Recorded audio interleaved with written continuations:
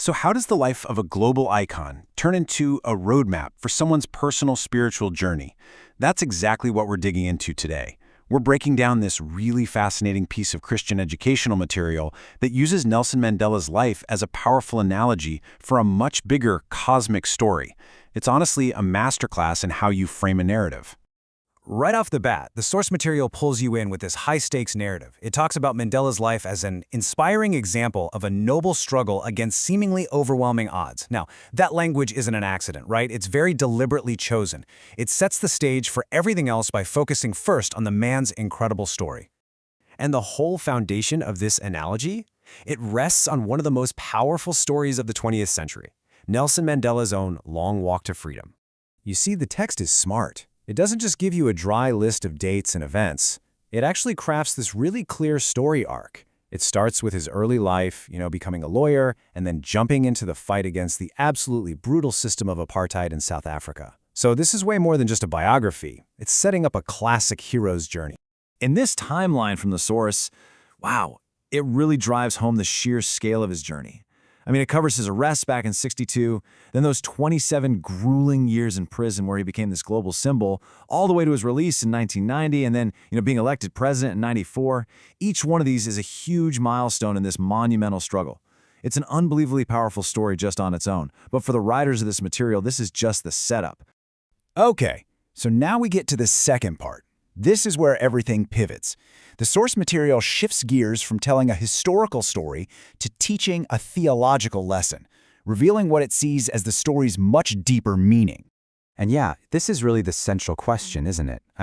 What does a political struggle in South Africa have to do with a Bible lesson for teenagers? Well, the source uses the emotional power and the sort of clarity of Mandela's journey to answer that.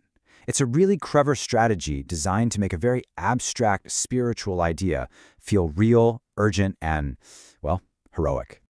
And here is where they just lay it all out. The analogy becomes totally explicit. The text directly maps the words used to describe Mandela's fight onto these core spiritual ideas. So his noble struggle, that becomes a metaphor for what they call the great controversy. The overwhelming odds of apartheid, that mirrors a world of sin. And his road to freedom becomes the path to salvation. It's like a direct one-to-one translation. So once that framework is in place, the source then zooms out. It broadens the lens from just one man's journey to what it sees as the entire journey of humanity. And the key idea here is this concept called the great controversy. The source presents this as the ultimate backdrop for, well, everything. It's a cosmic struggle between good and evil that frames all of human history. So in the same way Mandela's life was defined by the fight against apartheid, the text is arguing that all of our lives are defined by this larger spiritual conflict. And check out this chart from the material. It basically maps out that whole journey. It starts with God in Genesis, but then you have the fall, which is a step away from God. Then the sanctuary is shown as a step back toward God.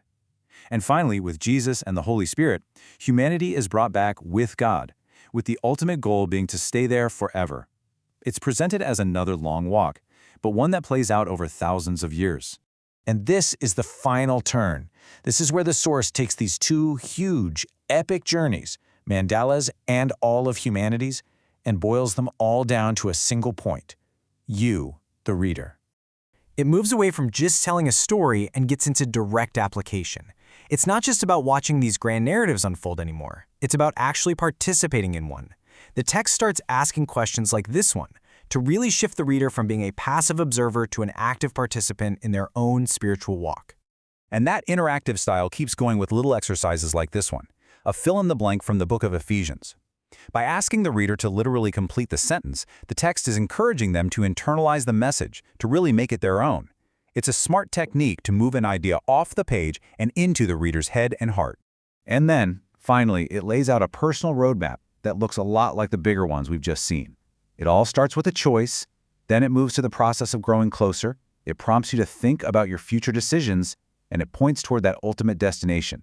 The long walk is now a personal path for the reader to follow. So, to bring this all home, to really land the point, the source material goes back one last time to the man who started it all. It uses Mandela's own words to deliver the final message about this journey. In this quote, it is the perfect capstone for the entire analogy. The source uses Mandela's really profound reflection to teach that this walk, whether it's political, personal, or spiritual, it's never really finished. Freedom, in any sense of the word, requires constant work and effort. The journey continues. There are always more hills to climb. And that just leaves us with a really powerful final thought. What we've looked at here is a perfect example of using a story everyone knows, a powerful, universal story, as a framework for a more abstract belief system. And it really makes you wonder, doesn't it?